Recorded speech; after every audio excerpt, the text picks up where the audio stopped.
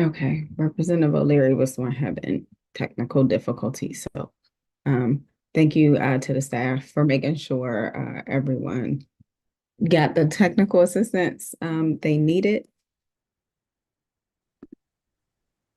I have not heard from anyone else that they're having difficulty joining. So the time is 5:05 on Monday, March 4th, and this special meeting of the DC State Board of Education will come to order.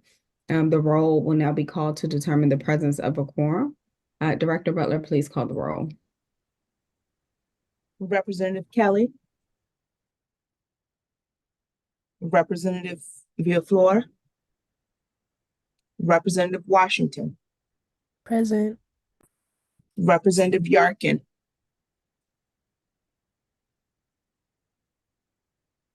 Representative Williams. Present. Representative Chang. Representative Goulet. Here. Representative O'Leary. Here. Representative Henderson. Present. Representative Best. Present. President Thompson. Present. Representative Reed. Present. Vice President Patterson. Present. Madam President, you have a quorum. Thank you. A quorum has been determined, and the State Board will now proceed with the business portion of this meeting. Members, we have a draft agenda before us. Typically, I would ask for corrections or additions. But I'm just going to entertain a motion to approve because we cannot add or edit a special meeting agenda. So I would entertain a motion to approve the agenda before us. So moved. Thank you. Is there a second? Second. All right, it's been properly moved and seconded. It looks like we have one member who is still having technical difficulties. All in favor, please say yay. Yay. Yay. Yay. Anyone opposed? Please say nay. All right, sounds like the motion is approved. Good evening. My name is Ebony Rose Thompson. I'm the Ward 7 representative to the DC State Board of Education, and I serve as the president of the board on behalf of the DC State Board of Education and its members. I want to welcome everyone in the viewing public to our first ever special meeting. At our February 21st public meeting, members voted in favor of postponing a vote on SR 24-5, approving the categories and format of the DC school report card. This will allow members time to address any outstanding concerns and properly review the resolution, while also not waiting until the following public meeting to do our best to respect the time and resources that the Office of the State Superintendent have put into updating the website. At this meeting, the State Board will vote on proposed categories and formats for the DC School Report Card, aiming to present more holistic information about each school's strengths and programmatic offerings. This vote builds on the equity-focused updates to the accountability framework approved in July 2022 and demonstrates the board's commitment to responding to community advocacy around ways to make the DC report card a more effective, informative, and hopefully parent-friendly resource. At this time, we shall consider SR 24-5, approving the categories and format of the DC school report card. Is there a motion to consider? So moved. Is there a second? Second. All right, it's been properly moved by Vice President Patterson and seconded by Representative O'Leary. I'm going to invite Director Butler to do her favorite thing, which is read the resolution into the record before calling for discussion.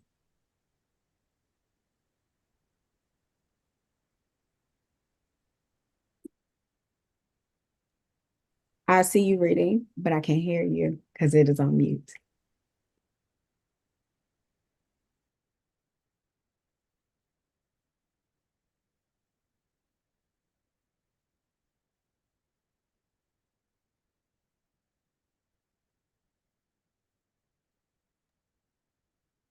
Let's try this again. State Board of Education resolution approving the categories and format of the District of Columbia School Report Card, SR 24-5. Whereas the Every Student Succeeds Act, excuse me, 20 U.S.C. 6311 ESSA requires state education agency SEAs to prepare and disseminate an annual state report card that meets minimum data requirements and is concise, presented in an understandable and uniform format that is developed in consultation with parents and widely accessible to the public on the SEA website.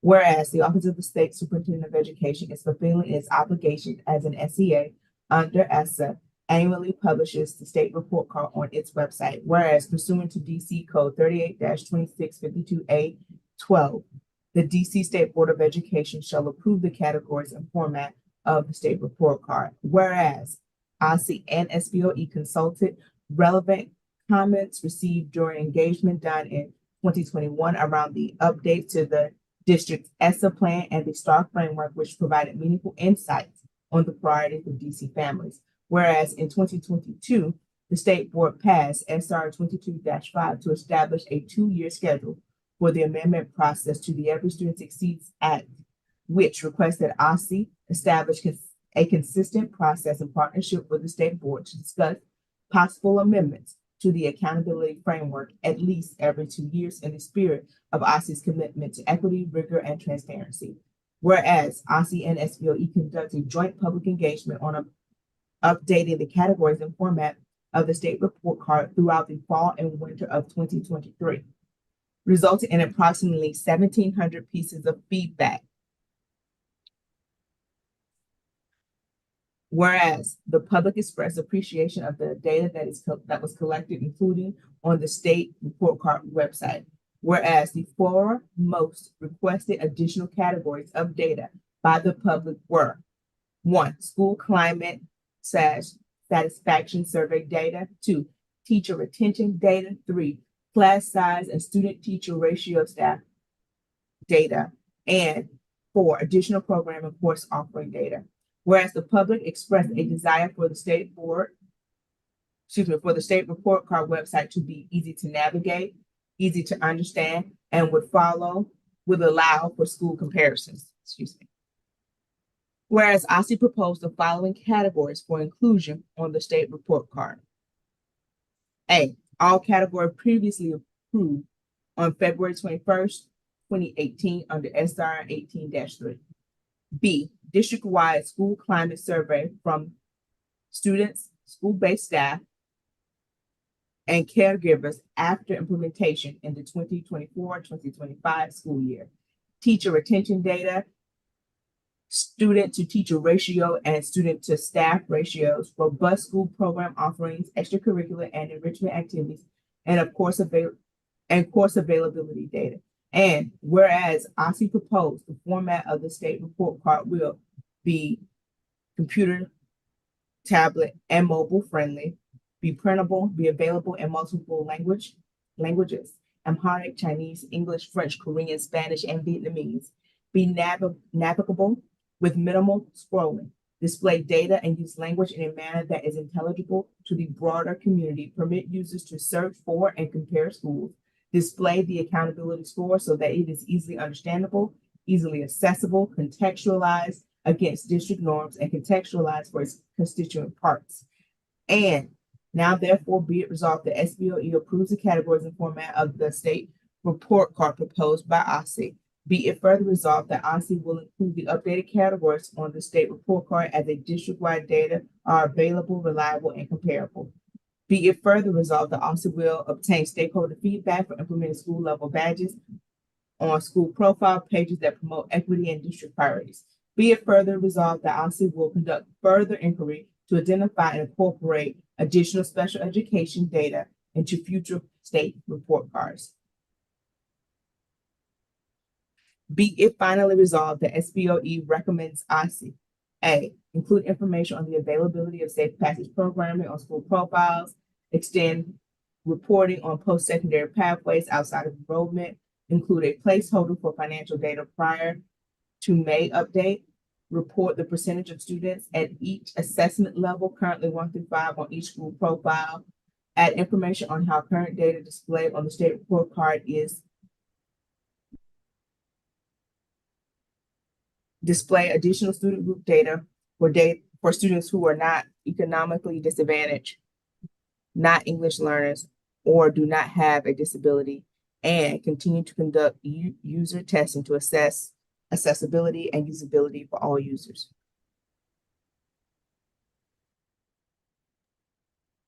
All right, I want to invite discussion on the resolution. Thank you, Director Butler, for reading the resolution into the record. Members, discussion. All right, I see Representative Goulet.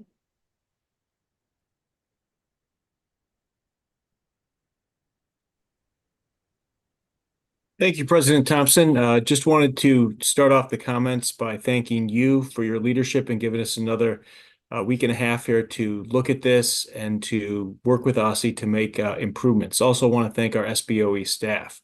They've done a phenomenal job working on this, and thanks to the superintendent and her team as well. They were great partners in this. We were able to do extensive public outreach, which I think was very successful, and the staff stayed overtime to work those events. And I think it really resulted in what's a really good product today. For the public, this is going to be an up or down vote tonight. We don't have the ability to amend the resolution. So, myself included, no one probably here got 100% of the language they wanted in the final resolution. But I will say that this is light years better than what we had before, which was the old star system where first thing you'd see would be stars on there. And we really have, through a lot of hard work of our staff and leadership of this board, created something that I think is really going to give parents a lot more information in a clear fashion. I was able to speak to over 200 parents and students from all 11 of my Ward 3 public schools during sidewalk officer hours in the fall. And we had 9 data points and issues that they told me over and over again. And 4 of those are included in the list that OSSI had. First thing in order, number 1 was course offerings and curriculum, particularly advanced placement courses, foreign language, and specials. Number 2 was class size, student-teacher ratios. 3 was the availability of pre-K 3 and pre-K 4 classes. 4th was extracurricular activities. 5th, the availability of before and after care, and we still need to do a little work on that language. 6 was special education services. 7, school nurse availability. 8 was school climate, and which included the teacher retention and parent satisfaction issues that our executive director mentioned. Number 9, and lastly, was the student discipline and safety. So I'm really thrilled that OSSI worked very closely with us and with me to ensure that all of these issues that we heard from Ward 3 parents are included in the school report card dashboard. And I'm looking forward to working with the board members, OSSI, and all the advocates who did such great work on this to make sure that as the final version of the website is produced, that it's conveniently searchable, that it has a wealth of information on it, because the residents want to be able to compare issues that are important for them and making the best choices for their children when they look at schools across the district. So I just want to thank you again, President Thompson, for your leadership. I'm excited to support this today and look forward to voting yes. Thanks very much. Thank you, Representative Goulet. I get the bonus of being on Zoom today, which helps me keep everybody in order. Representative O'Leary, I forgot how this worked previously. Thank you very much. I know that everyone didn't get everything they voted for, as Representative Goulet mentioned, but this product is so much better than anything we've seen since I've been on the board. And I know that it's still a work in progress because we haven't seen what it looks like. and I can't wait to work with Ossie and with the board on making sure that what it looks like when it comes out in November will resemble what we've been talking about all along. And one of the most important parts of this resolution is the fact that we have a chance to change the way it looks every 2 years. And so we haven't stopped, and we will continue to make sure that what is represented to our constituents is something that's user friendly and also reflects what each school looks like. Thank you. Thank you, Representative O'Leary. I have Vice President Patterson next in my queue. Thank you, Madam President. I want to thank everybody, as some of my colleagues have done already, the hard work that has gone into this. I know every individual that is on screen that we can see has put an enormous amount of time in talking to their constituents, being out in their wards. I don't think there's a person that's up here who didn't put forth their best effort to make sure that we provided what our constituents told us to do in regards to this report card. As the at-large member, I have the opportunity of just going throughout the whole city and talking to a number of people, not just a particular ward. And I had the opportunity, since we delayed, to speak with an individual who is on here, that I've seen, and that is an attendee, CEO of Friendship, Pat Brantley. We discussed this in length, and I just wanted to get her opinion. I consider her a person that I look up to, and that kind of as a mentor, so to speak. And we discussed this, and she sent me an email, and I sent it to the rest of the colleagues, but I did want for the viewing public to hear some of what was part of that particular email, 2 paragraphs that's in it. It states, "No one knows better than Black parents the impact of prolonged systemic racism and disinvestment to our children. We want to know whether our children are reading and doing math on grade level. We want to know which schools are doing best to overcome structural, prolonged racism and disinvestment to help our children grow. We want to know which schools have art, music, and advanced programs, in addition to core subjects. While we know deeply that test-based assessments of schools aren't enough to assess school quality, we reject the idea that parents, and particularly Black parents, aren't able to interpret school scores, and thus it is better to keep those scores out of the public view. Our families should have all available data on our schools, and this information should be easily and readily available.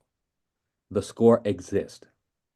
Knowing how our schools are doing compared to others gives the information that we can use to advocate for our investments and resources our children and schools need." I agree wholeheartedly with Friendship CEO Pat Brantley.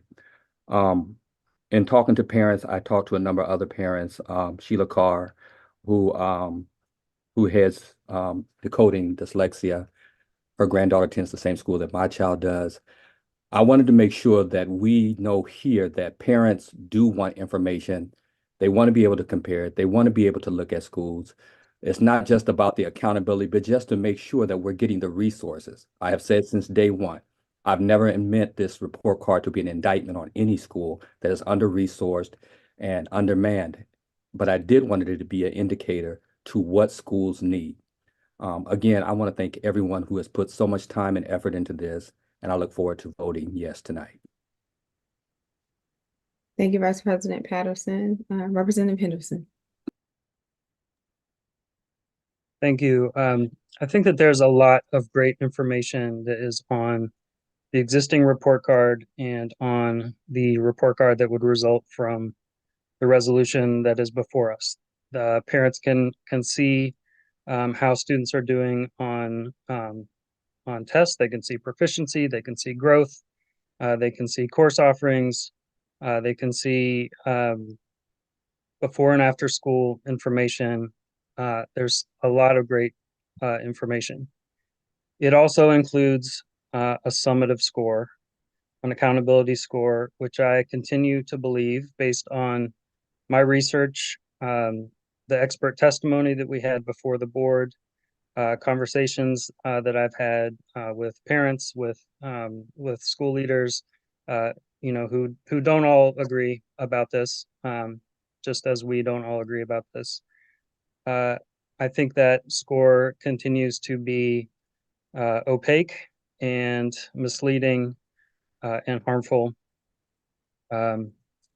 It feeds into two different accountability systems or mechanisms. One is the ESSA framework, which is used to identify the bottom 5%, and those bottom 5% of schools do indeed, as was intended, get extra resources.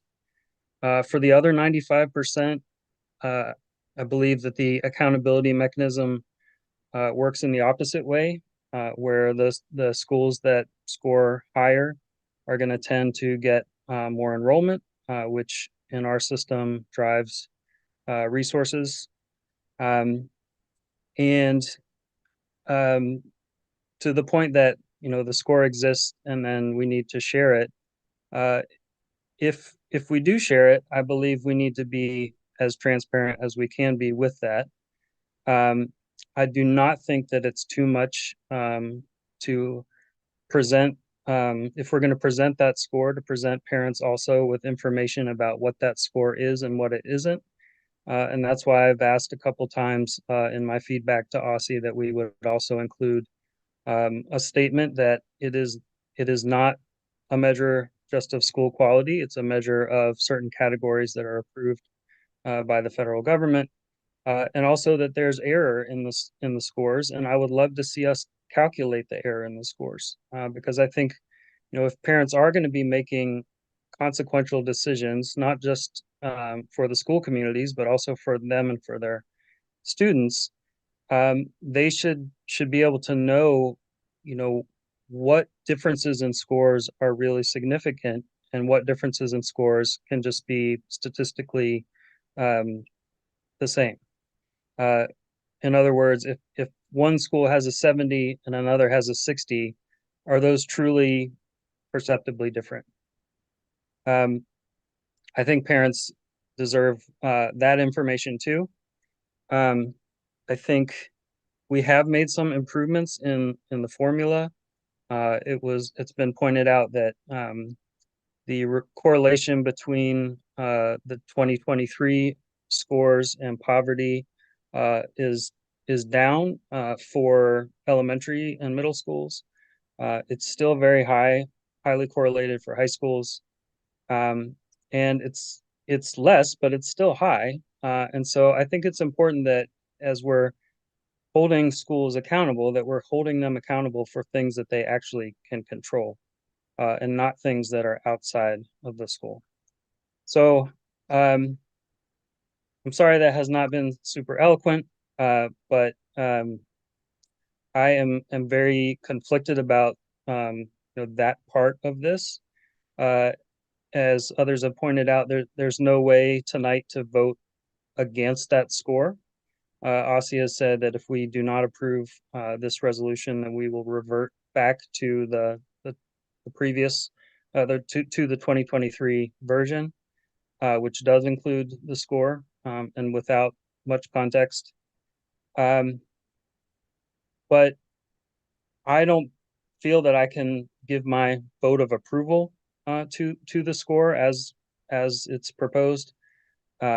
I don't think the board should. I don't think OSSI should. Some people might say, this is progress. It's not perfection. I feel like perpetuating the harm of the summative score is not just imperfection, but is also antithetical to progress. So I'm going to vote no. I do hope that as we continue the conversation into the next iteration, that we can continue to grapple with the implications of the score, making it more transparent if we're going to share it, and understanding our dual systems of accountability that are at play here. Thank you. Thank you, Representative Henderson. Representative Best? Thank you, everyone. I think we have I think we've come a long way and spent a considerable amount of time on this issue.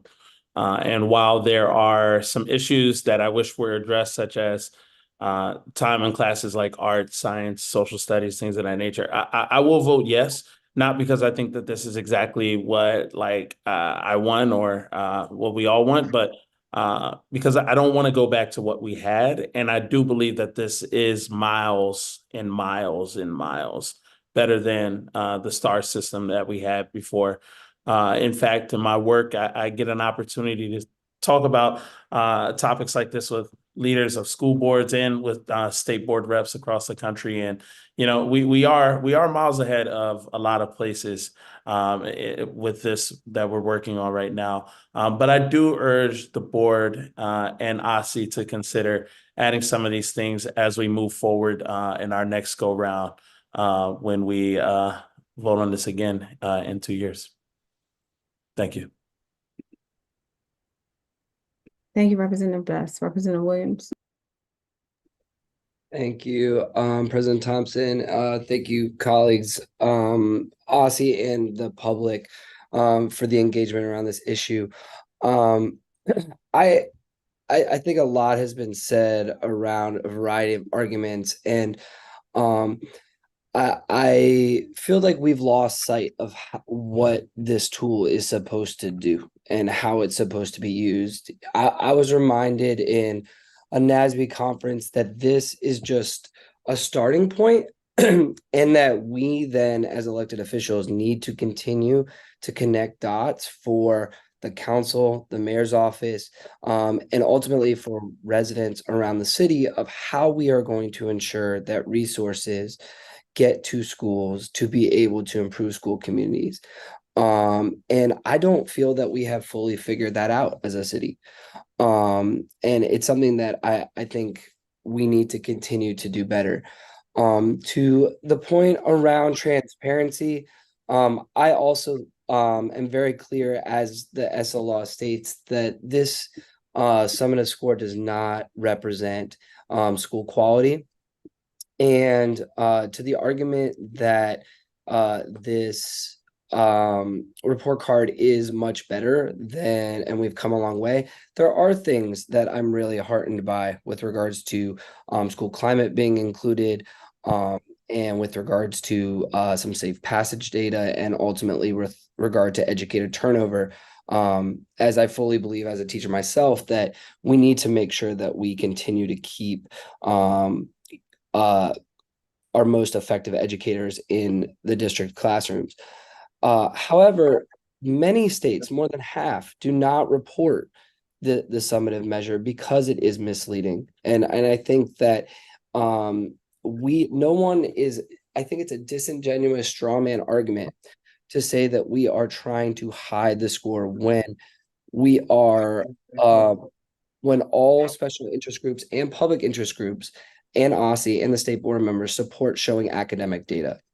And we are reporting academic data. We're reporting test scores.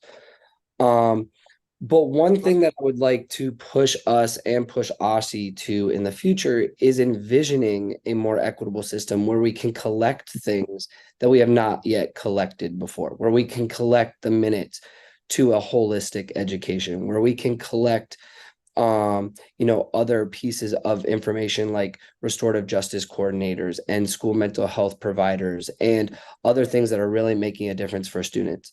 So I plan to vote no tonight on this issue because I think that even though there are some things in this document that will create more information for parents, it ultimately does more harm than good when we exacerbate school segregation in our city and make lower performing schools on test scores feel inadequate for the incredible work that they're doing every day to serve our district students. And I hope we can have a more robust and broader conversation on this when we revisit it in the upcoming session.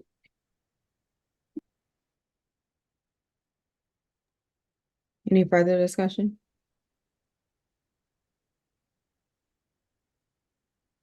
All right, I will add to the discussion. I do my best to work for my values. And I think two of my values are at play here. One is progress, and the other one is equity. I am committed to leaving things better than I found them, for people who need systems to be better, like people who look like me, people who come from where I come from, people who have faced a lot of the same challenges I have faced, and people who want to have the same opportunities that I have had. And I not only want to, it's not to say that I want to limit them to my opportunities, but I want to create more opportunities. That's really important to me. I both appreciate the work that has been done, and I want to be able to build on that work and expect that more work will continue to be done. I do believe that we have gotten better, and that we can continue to get better. I am not just encouraged, but I think it was actually very important that we added things like school climate, that we added things like teacher retention. I think we did way more than just a slogan, I guess, of going beyond the stars. We not only removed the stars, we improved the formula, and we are giving more information. I don't know if the goal should ever be perfection, because I think perfection at any point in time can change. But I do think, just as we were asked to go beyond the stars, you do shoot for the stars, and then you like continue to work to the moon. And I by no means expect this vote to be the last for vote on the report card ever. I remember when we voted on the framework, and I pushed not just OSSI, but I pushed us, and some of us were not board members yet, but I pushed us as a board to come back to the table to make sure we could reintroduce. I want to make sure that whether people vote yes or whether they vote no, that the same commitment remains to continuing to do work. Because that is the only way that systems get better for our students. So I'm going to close discussion, and the motion is to adopt SR 24-5, and Director Butler will call the roll.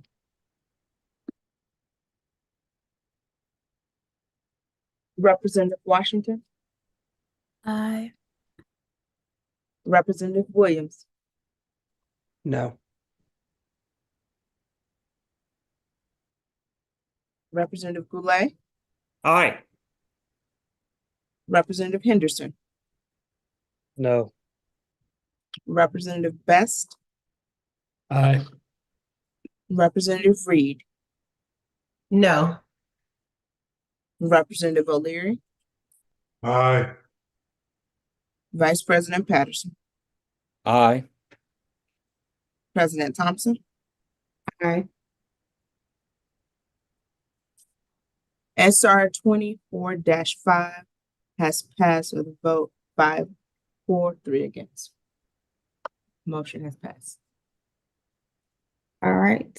I want to thank not just all the members for their time and engagement tonight, but I want to thank again all the members for their time and engagement up until this point.